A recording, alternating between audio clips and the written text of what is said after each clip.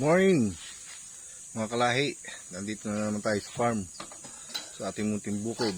Ayun ang ating magic banga, ang antigong banga. Hindi ko na nagdalang tubig kasi puno. Sa isang linggo na lang ulit tayo magdadala. Shoutout sa inyo lahat. Yan, tayo magkakape muna bago tayo magtalas ng kakwate dito lang sa malapit sa kubo. Hanap tayo ng magagawang linya. Kape-kape.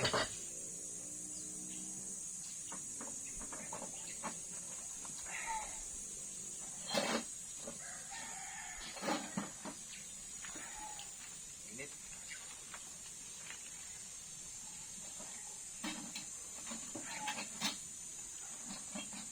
Tayo magbobota.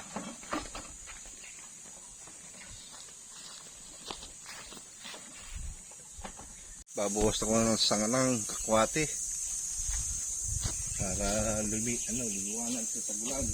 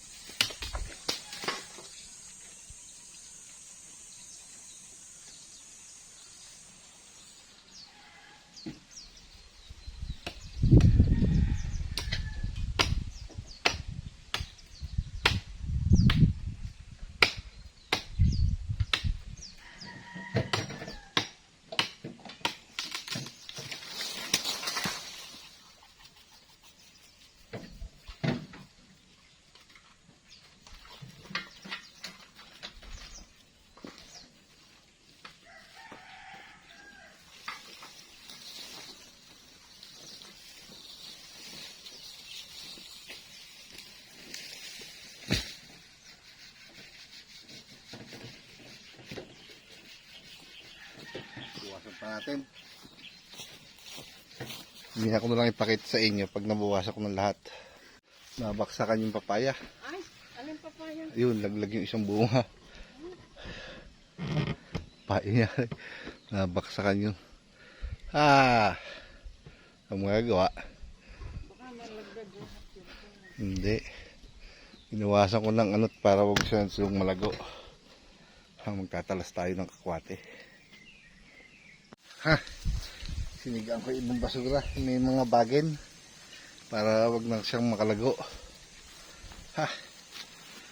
Pahinga init. Ayan nausok. Nilagay ko yung bagin doon sa isang tabi. Hanggang ngayon sariwa pa, ilang linggo na. Naisipan ko sila ba para mamatay. Yung mahirap na kalaban natin dito yung bagin. Sinilabang ko doon sa sulok. Nisles kahit paunti-unti. Makakaraos din tayo ng linisin. Habang tag-araw samantalahin natin ang paglilinis.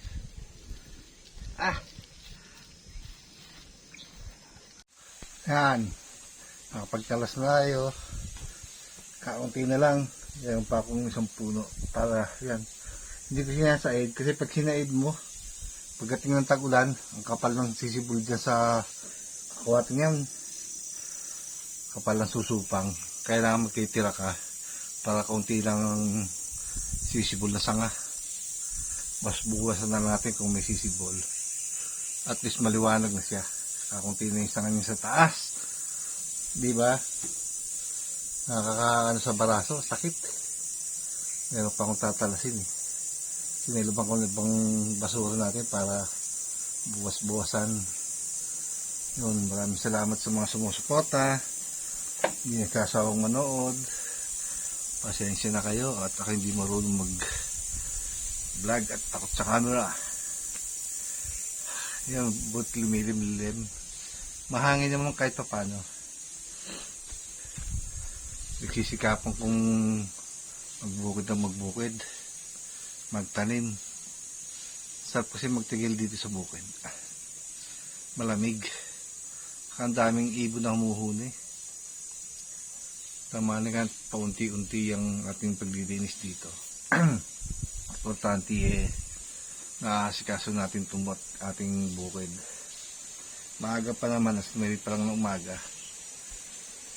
Ako'y patalas-talas na lang muna nakakwati ngayon. Bala kong kumuha ng luyat, mayroong may benta si nanay.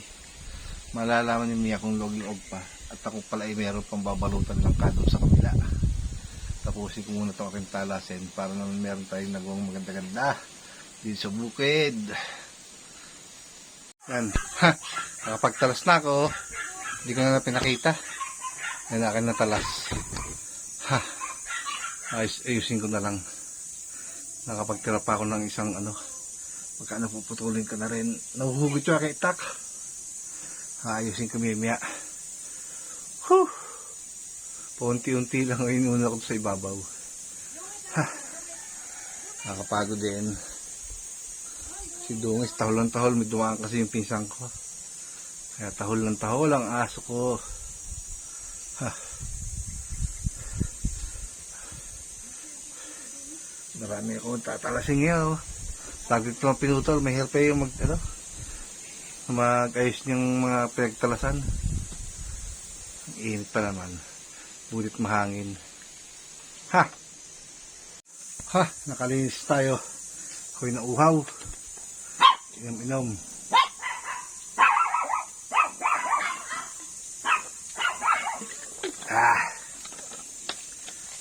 Nakakuhawang init. Nanay walang tigil sa paglilinis doon sa kabila. Gustahin yan si nanay. Yun Inis na linis doon. Silab na silab. Ha. Yan si Dungis. Ayan. Tahol kasi ng tahol ang hahabol. Yan. Mga kalahi binabalis ni nanay. Ang ganda. Gustong malinis na malinis. Pahinga muna tayo. At tayo magbabalot na lang kamya-mya. Diba Dungis? Pahinga muna ako mga kalahi. Init. Nagsako ako ng langka.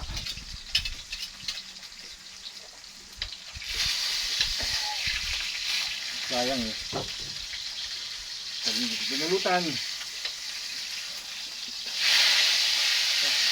Sira na naman yung ita ko. Tutok ko nga yung tuluhan. Natagawa na lang tayo ulit. Maghahanap tayo ng kahoy na maganda. Nahuhugot kasi nilagyan ko ng plastic. Pumutok naman.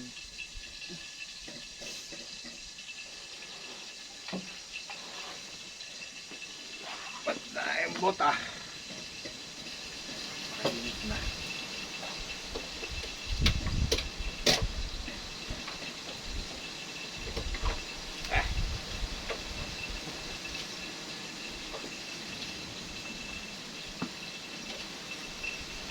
Hindi na ako nakakuha ng luya.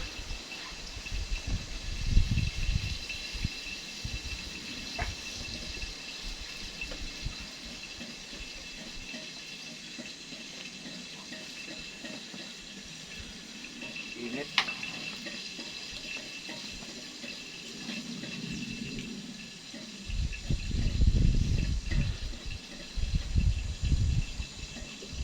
Nanay nagluluto na. Ang aming tanghalian, alas 11 na.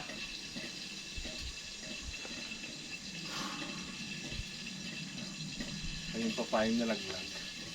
Nabaksakan o kayo nagtatalas ng kukwate. Iuwi na lang namin. Baka makabili ng manok. Sayang. Wala pa silay, no? Wala. Hindi yung may hinog.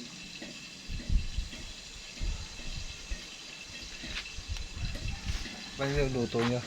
Tilapia. Tilapia.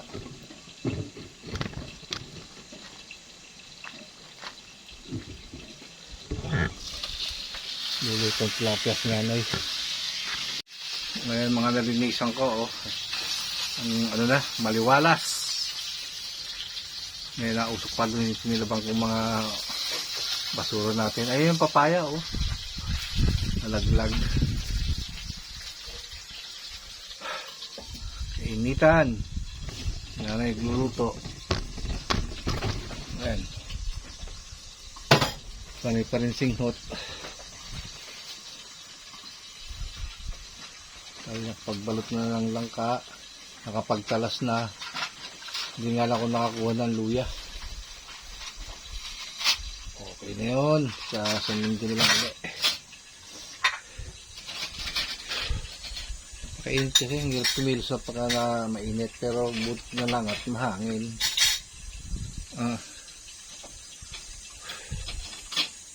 Mahangin ang panahon. Diba? Mamay-may. Papasyal ko nga kayo dito sa winalsan ni nanay. Oh. Winalis talaga. Nilinis. Hihingal ako sa init. Malinis na yung parang walisin. Yung mga kugong ko sibulan na uli. Kailangan nila nakapagtanim uli ng balinghoy dyan para mamatay yung balinghoy. Daling ko nga kayo doon sa aking sumpuno ng talagya.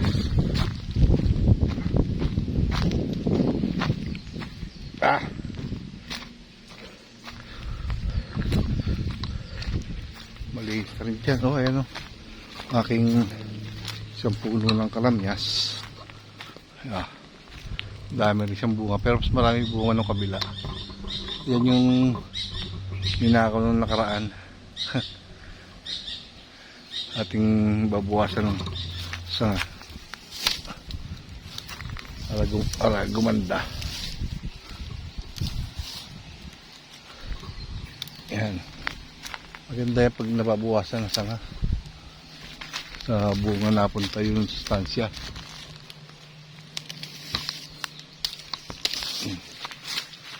Ganyan. Hindi siya nalagong eke. Kakunti bunga, no? Ito yung sinilabang ko, eh. Pinatay ko yung puno. Para mamatay na siya. Init. Ating mahogany, malalaki na yung iba. Iba maliliit pa. Malalakihin natin yan. Pag tayo ng bahay, di tayo bibili ng kahoy. Mapalagari na lang tayo. Ito yung puno rin na sinilabang ko. Tibig. Papatay na siguro. Papatay na yan. Sariwa pa yung ibabaw. Sari mamatay na siyang tuluyan. Kasi nakakalilim siya dito sa ating mga pananim. Saka yadapuan lang ng bagay. Saka laki na ng puno, oh. Kasagabal sa ano, hindi tayo makapagtanim ng maayos. Natatalo yung ating tanim.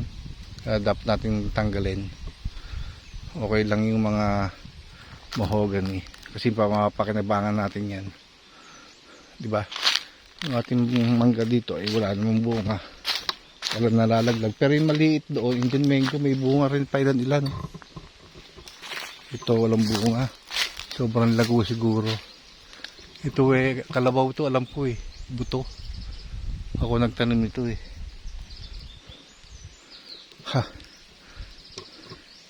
Dito manililim, kaya hindi kasi nung dinadamo. Tagulan na uli ang dadamuhin, madalang lang. Magbabakod pa ako dyan eh. Hahanapin ko yung muhon kung nasaan lugar. Kaya may bunga rin ng mangga, oh. Pailan-ilan. Hindi siya sinong namunga na nalalaglag. Yung muna nga hanapin ko dito. kung saan lugar.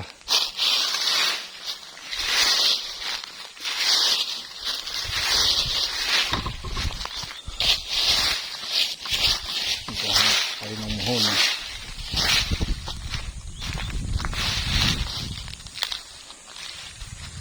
Ang bakod.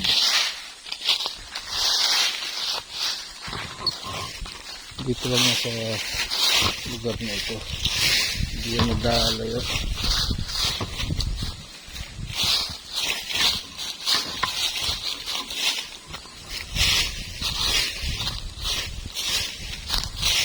Hindi natin makita.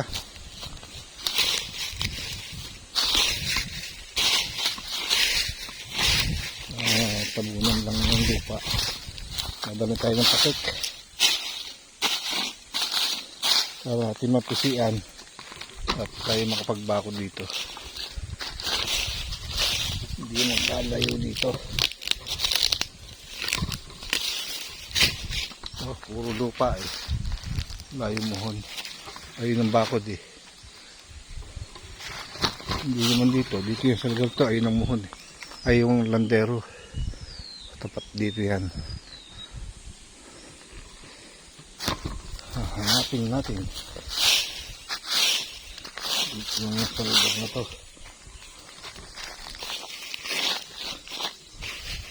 Baka tabunan lang. Yung muhon dito. Di ko alam kung nasaan.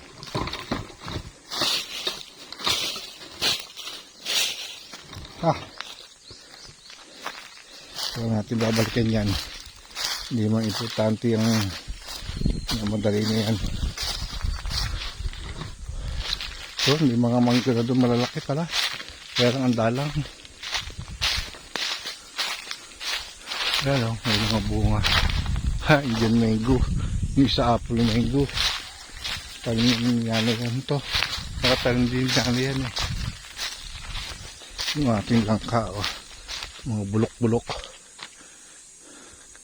Meron akong bagong balot dito. Nara langka yun. Dami nakasako. Ha. Ayan. Pagka isang bunga, mabilis lumaki. Palibasa ito ay dalawa. Bagal lumaki. Pagka isang bunga lang, mabilis lumaki. Ayun o. Langka pa rin natin yun nandun. Pinagbabalutan ko. Kalamansin natin sa isang linggo na. Meron pa tayo pang gamit sa bahay. Mga kalislinis, ito'y kugunan para kung tarami ng balinghoy para mamatay ang kugon dito. Kasi yan eh, ayaw niya ng dilim. Kaya namamatay siya pagka hinaluan mo ng ibang tanim. Kaya ito ng balinghoy. Doon eh, tinim ko ng balinghoy, dumalang ang kugon. Diba?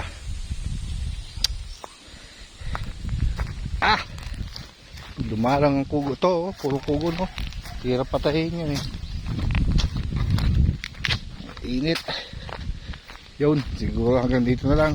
Maraming salamat sa pagsuporta sa aking YouTube channel kay Ramel Episode. Thank you very much. Ang ating Pajero, ang ating sasakyan. Bye bye.